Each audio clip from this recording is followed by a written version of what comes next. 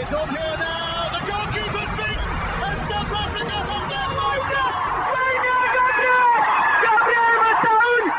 Shagger Sport 2010. ሰላም ጤና ይስጥልን እንደምናላችሁ የተከበራችሁና የተወደዳችሁ የሸገር ስፖርት ዊዝ አበበ ግደይ የዩቲዩብ ቻናል ቤተሰቦቻችን በያላችሁበት እጅግ አስደሳች ጊዜን እያሳለፋችሁ እንደሆነ ተስፋ እናደርጋለን። መልካሙን ሁሉም ለናንተ እንመኛለን። ታዲያ ይህንን ሸገር ስፖርት ዊዝ አበበ ግደይ የሚለውን የዩቲዩብ ቻናላችንን ሰብስክራይብ አድርጉት፣ የደውል ምልክቱን ተጫኑትና አዳዲስ ፕሮግራሞችን ስንለቅ መልእክት ይድረሳችሁ።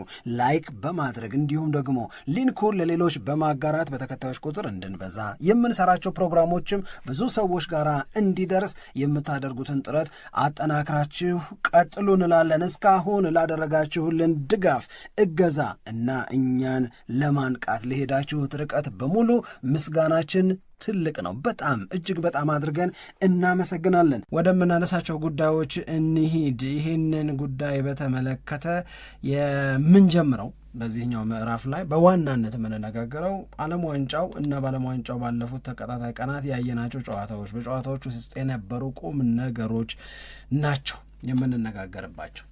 ከነዚህ ነገሮች መካከል አንደኛው የብራዚል ከ2026 የዓለም ዋንጫ ውጪ መሆን። ይሄ ምንን ያስከትላል? እንግዲህ የብዙዎቻችን ጥያቄ ነው የሚመስለኝ። ምንድን ነው ተከትሎ የሚመጣው ነገር? ምንድን ነው ተከትሎስ የሚሆነው ነገር? 1-2 ሃላንድን አለማድነቅና አለማክበር እንዴት ይቻላል? በጣም ከባድ ነው የሚሆነው። በጣም 3 ሞሮኮ ወደ ቀጣዩ የራውንድ ኦፍ 16 ማለፏን ያረጋገጠችበትን ውጤት ካናዳን በማሸነፍ አስመዝግባለች።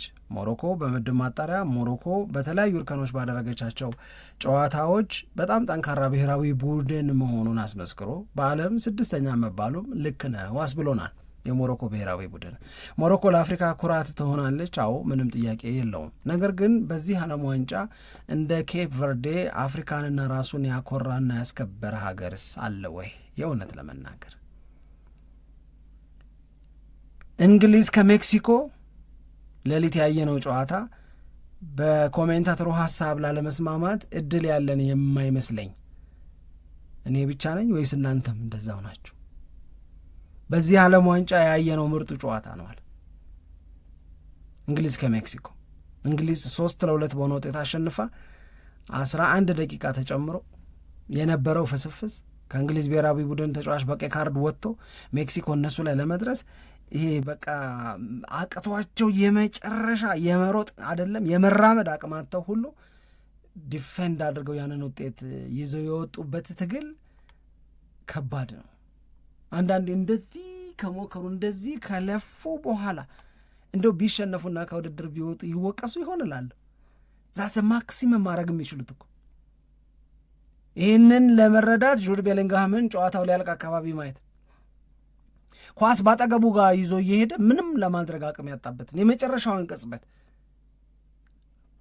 እዩት እስቲ እንደገና መለስ ብላችሁ። ጨዋታው ሌሊት ስለሆነ ምናልባት ብዙ ሰው አላየው ይሆናል። ጁድ ቤሊንግሃም 2 ጎል አግብቷል። ሃሪ ኬን 1 ጎል አግብቷል። 3-2 በሆነ ውጤት አሸንፋለች እንግሊዝ ቶማስ ቱኸልን ስትቀጥር እንዲህ ባለ የጥሎ ማለፍ ጨዋታ ሰውየው ጀግና ነው፣ ሰውየው ጎበዝ ነው፣ ሰውየው ትልቅ ደረጃ ያደርሰኛል በሚል መተማመን ቶማስ ቱኸል እስካሁን የተጣለባቸውን ኃላፊነት ተወጥተዋል። ቀጣዩ ፈተና እንዴት ያልፉታል፣ እንዴት ይሻገሩታል የሚለውን በጉጉት ሁላችንም እንጠብቃለን። እግር ኳስ ወደ ቤቱ እንዲመለስ ለማድረግ በእንግሊዝ ብሔራዊ ቡድን ተጫዋቾች የሚደረገው ጥረት ግን ለዛሬም ተሳክቷል። አልፈዋል ወደ ቀጣዩ ምዕራፍ። ፈረንሳይ ከሞሮኮ ቀጥሎ የሚደረገው ጨዋታ በጉጉት የሚጠበቅ ነው።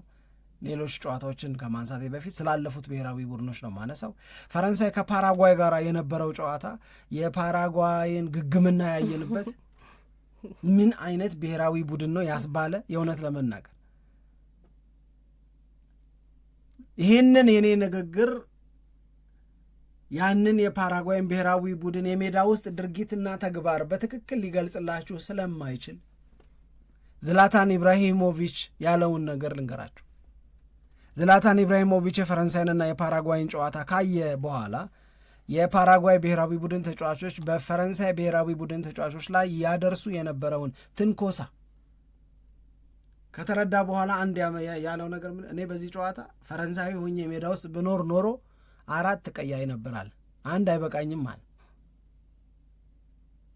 4 ቀይ ካርድ ያለው አለ። አንድ የፓራጓይ ተጫዋች ነፍሱን እልክለታለሁ ወደ ላይ አለ እኮ እንደዚህ ቃል በቃ።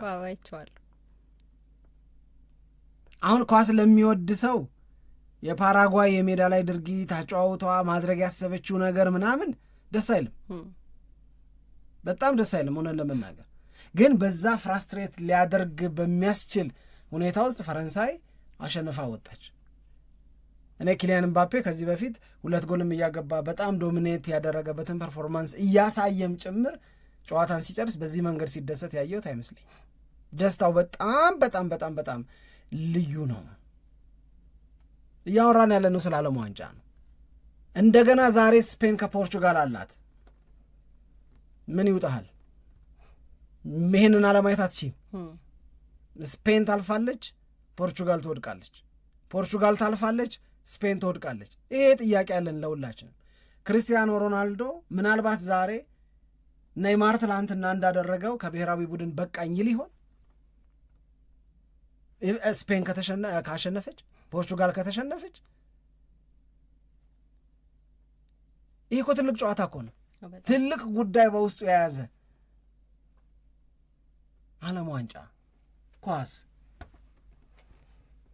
የኔ ደግሞ አላርፍ ያለጣት ወደዚህ ወደዛ አራኩትና እንትኑን ፕሮግራሙን እረፍት አለው። ከዚህ በኋላ በድግግሞሽ የሚመጣ ሮብ ምንም ጨዋታ የለም። ለምሳሌ ቅዳሜ ምንም ጨዋታ የለም። እንዲህ አይነት ነገር ይደብረኛል።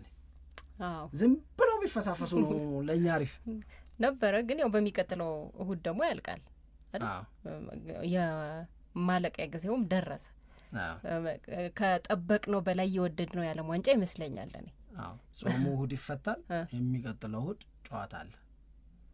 መልእክቴ ግባችሁ። የአሁኑ እሁድ ጾሙ ይፈታል። ከዛ በሳምንቱ ነው ጨዋታው ዋንጫው። ታዲያ አሁኑ እሁድ ነው እንዴ? እሺ ልታፈጥኝ ነው እንደ ጨረሻል። የአሁኑ እሁድ አይደለም፣ ግድ የለሽም። እሺ በ19 ነው እኮ ያኛው በ19 ነው። ታዲያ እሺ። ግን እስካሁን ድረስ ያየናቸው የዓለም ዋንጫ ጨዋታዎች በጣም በአስገራሚ መንገድ ነው ጨዋታዎቹ ብዙ ታሪክ እየሰጡ እየተከታተልን የምንገኘው። ለማንኛውም በሰሞኑ ጨዋታዎች ላይ እንደዚሁም ደግሞ በዛሬ በሚደረገው ጨዋታ ላይ የሚነሱት ጉዳዮች እንደቀጠሉ ናቸው። እንዳልከው የክርስቲያኖ ሮናልዶ ከጨዋታው በፊት የነበረው ጋዜጣዊ መግለጫ ላይ የተናገራቸው ነገሮችም ትኩረት የሳቡ ነበሩ። እንደገና የኔይማርም ትላንት ያየነው ነው። ግን ምን እናርግ መሰለሽ፣ ከኬፕ ቨርዴና ኬፕ ቨርዴ ከፈጠረችብሽ ስሜት እንጀምር። እኔ ምንም ስላላልን የኬፕ ቨርዴን ጨዋታ ተከትሎ ለኬፕ ቨርዴ ቫሊዩ ሰተን ማለፍ አለብን። ምንም ቢሆን ምን በአርጀንቲና 3-2 በሆነ ውጤት ተሸንፋ ነው ጨዋታውን የጨረሰችው። ሜሲ ቮዝኒያ ለሚባለው የኬፕ ቨርዴ ግብ ጠባቂ ጨዋታው ካለቀ በኋላ ያለው ነገር ሁሉ ሪቪል ተደረገ እኮ። ምንድን ነው ያለ አሉት። ሜሲ በነገራችን ላይ በጣም ምርጥ ነበረ በዛ ጨዋታ። በጣም የሚገርም ጎል ነው ያገባው። ከማርቲኔዝ የተሻገረትለትን ሊሳንድሮ ማርቲኔዝ ያሻግመው አሲስት ያደረገው ያንን ኳስ የተቆጣጠረበትን የቮዝኒያን አወጣጥ ያየበትንና ኳሷን ወደ ላይ የመረቡን ጣራ ምናምን የመጣበትን ነገር ሳይ ታደንቂያለሽ። ያው ከሜሲ የሚጠበቅ ነው። የዛ ጋ ያለውን የተከላካዩን እዛ ጋ ያለውን የግብ ጠባቂውን እንቅስቃሴ ያደረገበት ያስተዋለበትና ያንን በማስተዋል የወሰነው የመጨረሻ ውሳኔ በጣም የሚገርም ነበረ። ከዛ በኋላ ሜሲ በጣም የሚገራርሙ ጥረቶችን አድርጓል። ግን ቮስኒያ የሚባለው የዚህ ኬፕ ቨርዴ ግብ ጠባቂ ግን ሂሶ ዩኒክ እውነት ለመናገር በጣም በጣም በጣም በጣም እጅግ በጣም ጀግና ነው። በጣም ጀግና ነው። እንደገና የኬፕ ቨርዴ ተጫዋቾች ያገቡት ጎል ማማሩ ካገቡት ጎል ቀጥሎ ደግሞ እንደገና ያደረጓቸው የግብ ሙከራዎች እንዴት ነው ማርቲኔዝ ያዳናቸው ምናምን የምትይበትን የአርጀንቲናው ግብ ጠባቂ እውነት ለመናገር በጣም እሱንም አለማድነቅ ስለ እሱም አለመነጋገር አትችም። እና ይሄ ጨዋታ እንደዚህ እንደሚፈትነን እንገምት ነበር ይላሉ አርጀንቲናዎች። እውነት ገምተው ነበር እንደዚህ? ይሄ በጣም ከባድ ነው እንደዚህ ለመገመት። ምክንያቱም እኔ ቢቢሲ ከጨዋታው በፊት ያወራውን ልንገርሻ። the biggest mismatch in the world cup እኮ ሂስትሪ ነው ያለው እኮ። ያው እንዲሁ ስታየው ወረቀት ላይ ስታየው እንደዛ ነው። አዎ አለ እኮ በዓለም ዋንጫ ታሪክ ኬቨርዴን በምታክል ሚጢጤና አርጀንቲናን በምታክል ግዙፍ መካከል ጨዋታ ተደርጎ አያውቅማል። ይሄንን ነገር በተመለከተ አነሳ ቢቢሲ ሲያወራ። ለምንድን ነው ይሄንን ሚስማች ያለው? ለምንድን ነው በዚህ ጉዳይ ላይ ሀሳብ የሰጠው ምናምን ስትይ ፋክቶችን ነው የሚያስቀምጠው። እነዛ ፋክቶች በሙሉ ቢቢሲ ያንን ለማለቱ ትክክል፣ ምንም ጥያቄ እኮ የለው። ትክክል ነው እኮ ቢቢሲ ያለው። እያንዳንዱ አርጀንቲናን እንዲገልጽ፣ እያንዳንዱ ኬቨርዴን እንዲገልጽ የተቀመጡት ሀቆች በሙሉ አርጀንቲናንም ኬቨርዴንም በትክክል የሚገልጹ ናቸው። ግን ደግሞ የማረጋግጥልሽ ነገር ይሄንን ካለ በኋላ ምንም ይሁን ምን የዛሬ ውጤት ሂሚሌት ትደረጋለሽ ብሎ ነው ያሰበው በሜሲ አገር በአርጀንቲና ኬቨርዴ ግን ዓለም ዋንጫውን ዋንጫ የሚበላው ብሔራዊ ቡድን ዓለም ዋንጫውን ያዘጋጁ ሀገራት ከኮሩበት በላይ ኬቨርዴ ኮርታበታለች አለ ሲገልጸው። ኮሜንታተሩም አርጀንቲና አሸነፈች፣ ኬቨርዴ ተከበረቻል። ያሸነፈው ነበር የሚከበረው፣ የተሸነፈው የሚከበርበት ሀቭ።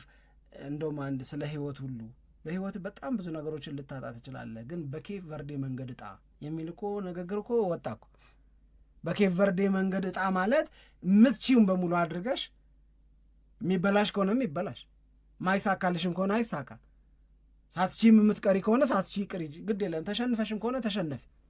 ግን ሜክ ሹር ዛት በኬቨርዴ መንገድ ነው ሉዝ እያረግሽ ያለሽው ወይ የሚለውን ግን እርግጠኛ ሁኝ።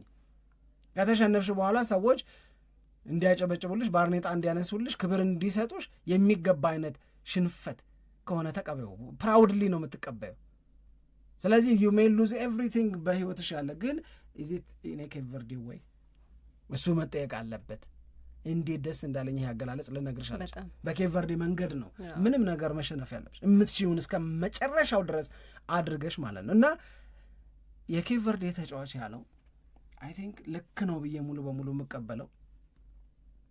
ከዚህ በኋላ ካርታ ላይ ማንም አይፈልገንም ማለት፣ የት እንዳለን ለማንም አንጠፋም ማለት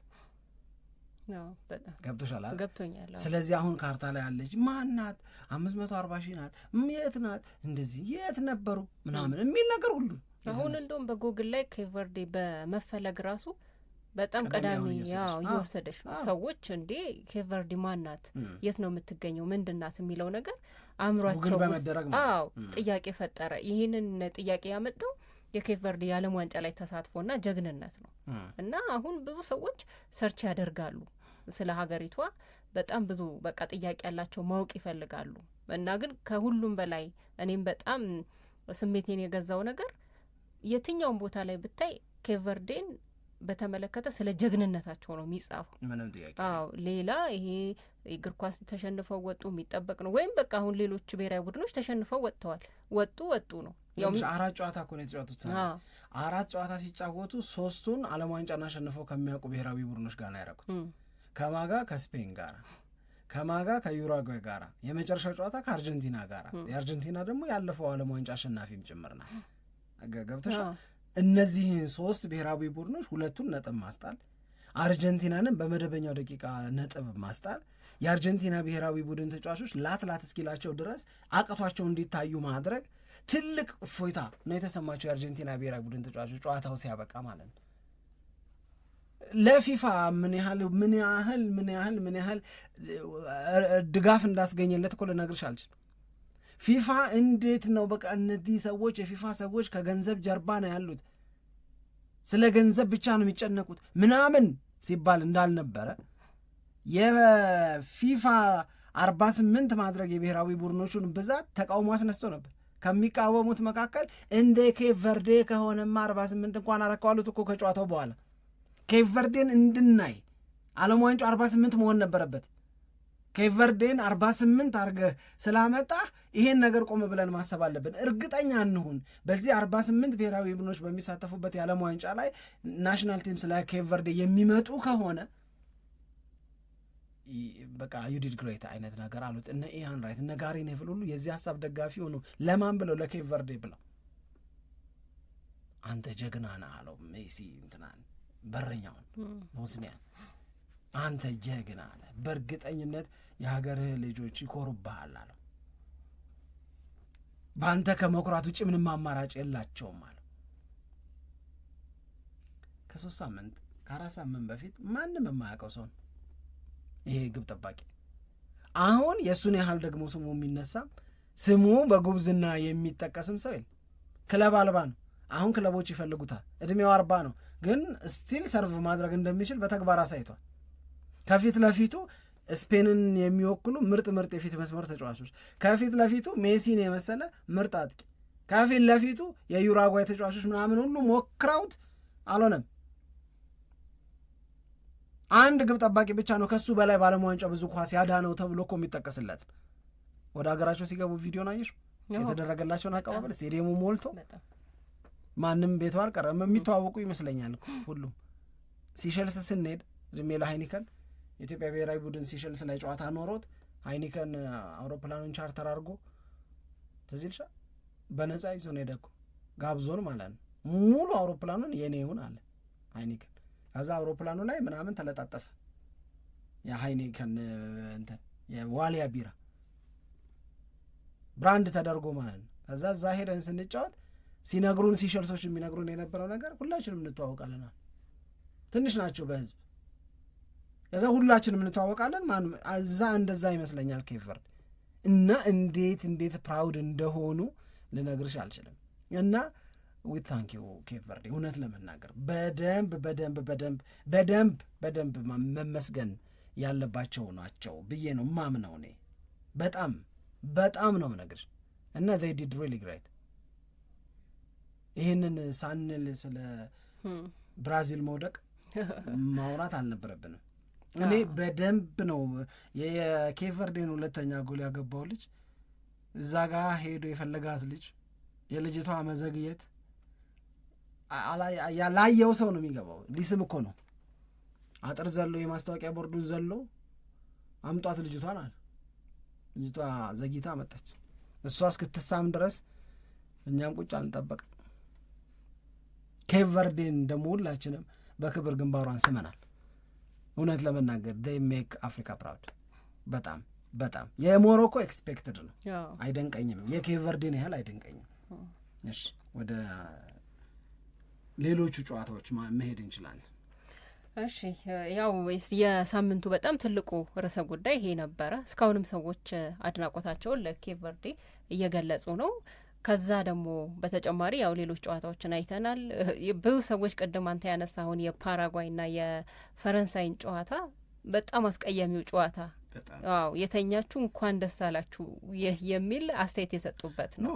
ለእግር ኳስ ሌላ ኤለመንት አለው፣ ግን እንዲሁ ተዝናንተ ለማየት ግን የፓራጓይ ድርጊት ግን ያናዳል እኮ እግር ኳስን እንደዚህ ተዝናንተ ለማየት ግን በፍጹም በቃ የምትመርጠው አይነት ጨዋታ አይደለም። እና ቅድም የዘላታን ኢብራሂሞቪችን አስተያየት ስናነሳ እኔ በሆን ብሎ የተናገረው ነገር 4 ቀይ ካርድ የማይበት ጨዋታ ነው። በጣም ነው ፕሮቮክ የሚያደርጉት ተጫዋቾቹ።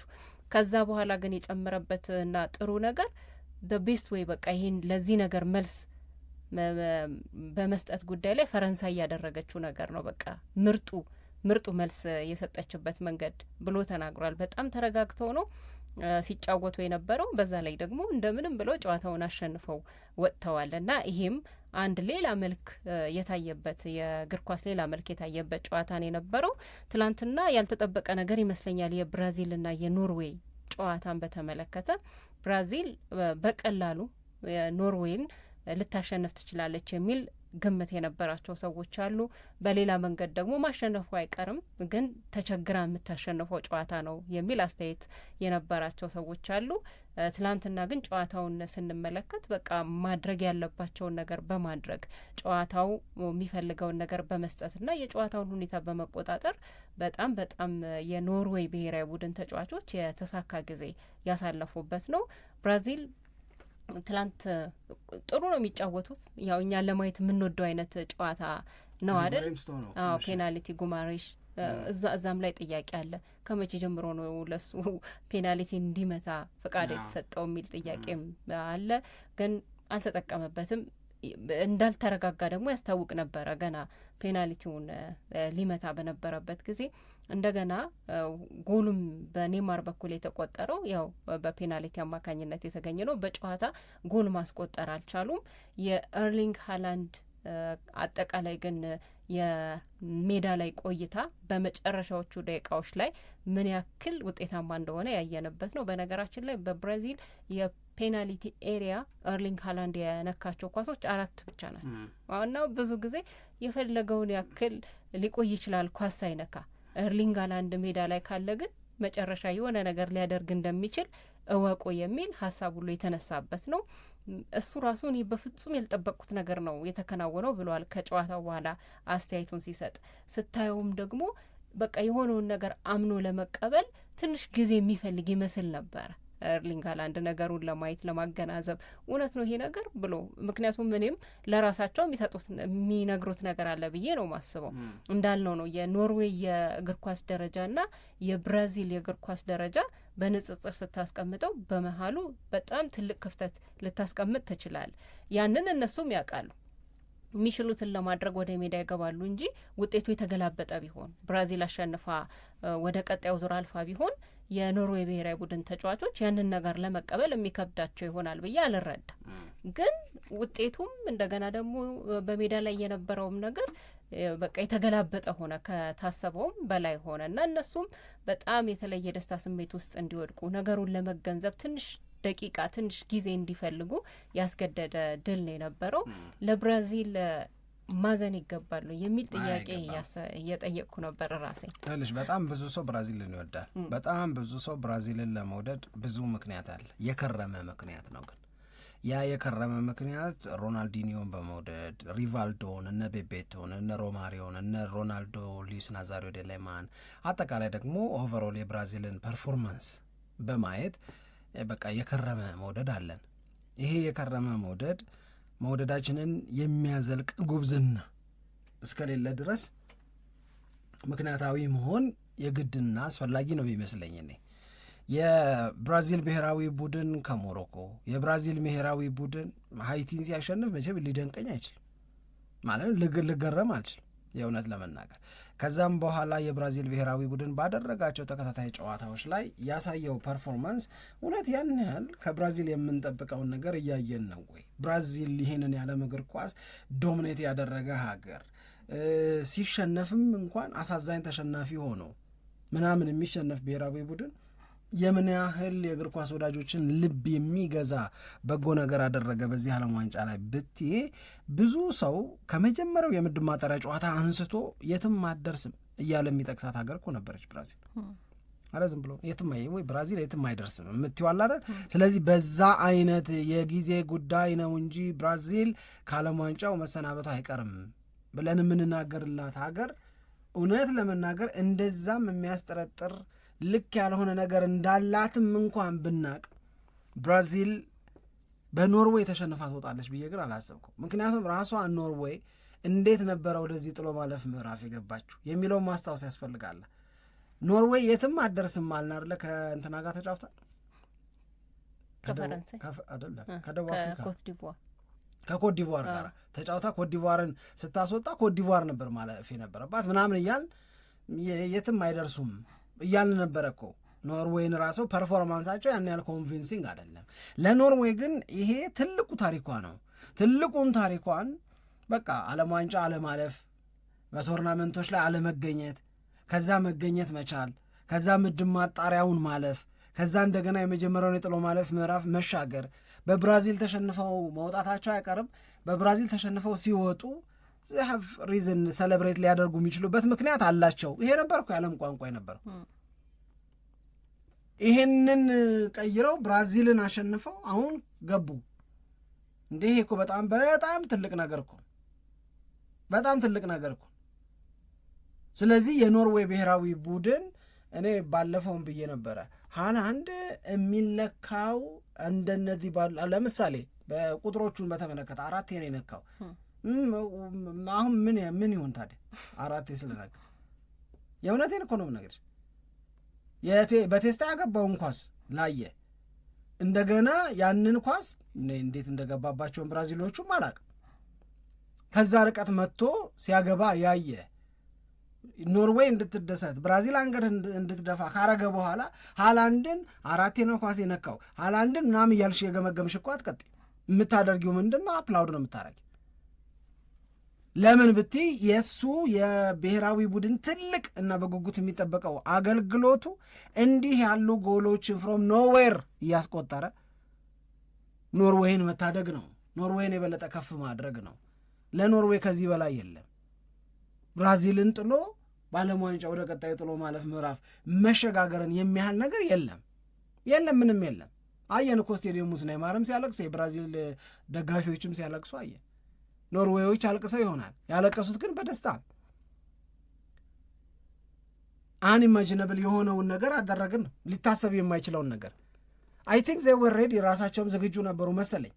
በብራዚል ተሸንፎ ይወጣሉ ለኢትስ ኦኬ ተዘጋጅተው ነበር፣ ግን ዘይ ዲድ አደረጉ። በቃ ይሄ ነው። ይሄንን ከዚህ ጀርባ ያለው ግብ ጠባቂው ሪጎሪ ያድኗል፣ ግብ ጠባቂው የቪኒ ጁኒየርን ኳሶች ሲያድን ነበረ ምናምን። አዎ ልክ ነው፣ ግን ሪል ሄሮ ግን ያለው አሁንም ሃላንድ ጋር። ይሄንኑ ሀቅ ሌሊት ላይ በታየው የእንግሊዝና የማናት ስሟ የሜክሲኮ ጨዋታ ላይ ብትመለከችው ሜክሲኮ ስንት ሞከረች? ሰው በዚህ የሚደሰት ከሆነ 20 እኮ ነው የሞከረችው። እንግሊዝ ስንት ሞከረች? 7። እና ምን ይጠበስ ነው አሁን? ለኔ እውነት ንገረኝ ካልሽ እና ምን ይሁን? 7 ሞክራ እንግሊዝ ከ7ቱ 5ቱ ኢላማውን የጠበቀ ነው። 20 ሞክራ ሜክሲኮ ከ20 5ቱ ነው ኢላማውን የጠበቀው። 20 የሚለውን አይደለም ማየት ያለብሽ።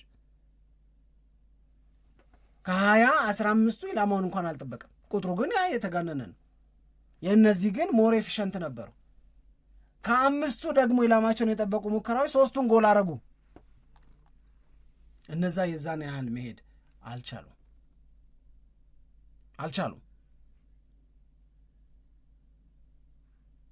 ገብቶሻል ምንሽ?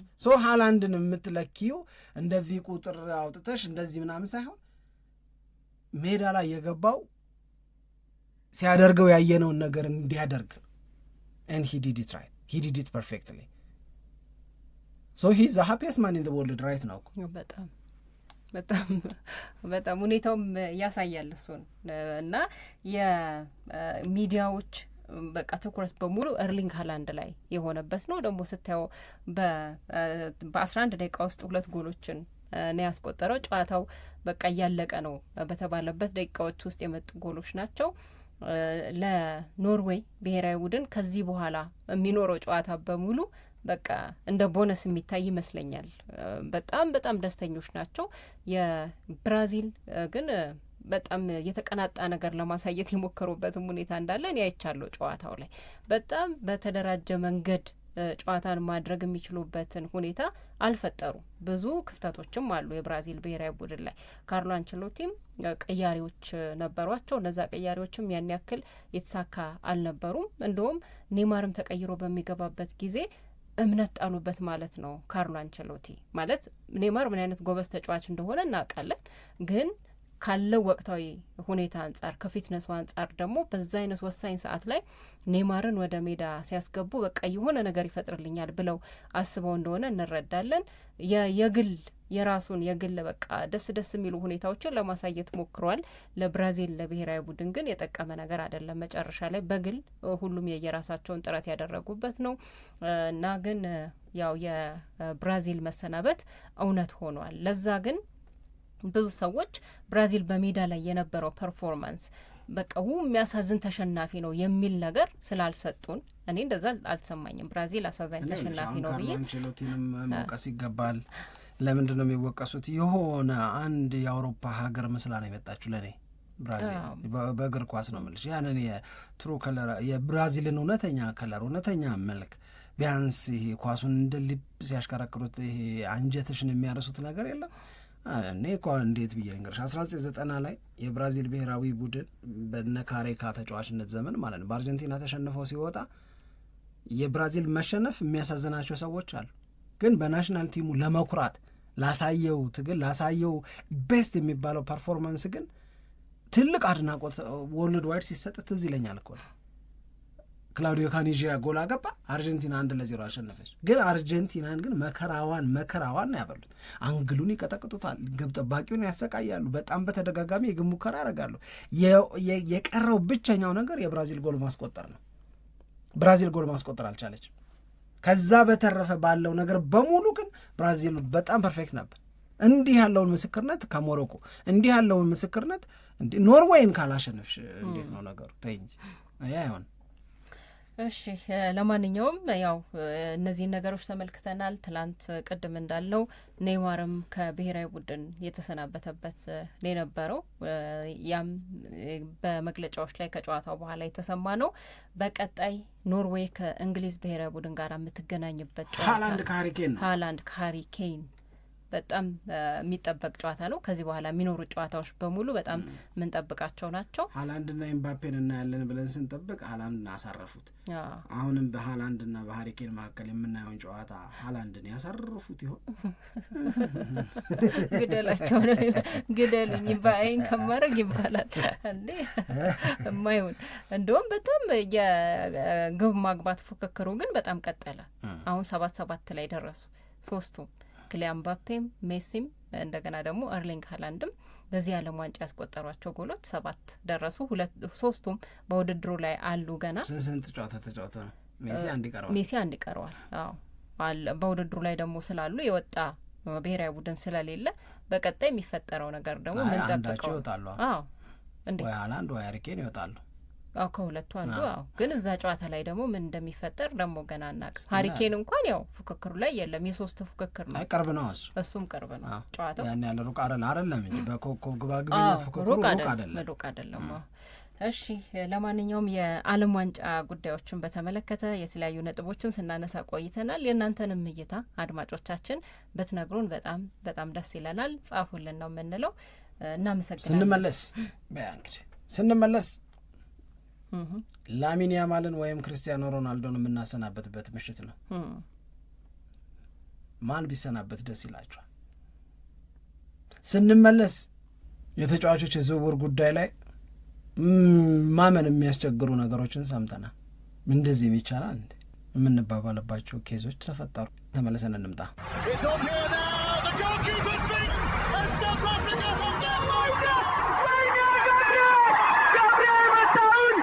Shaker Sport 2010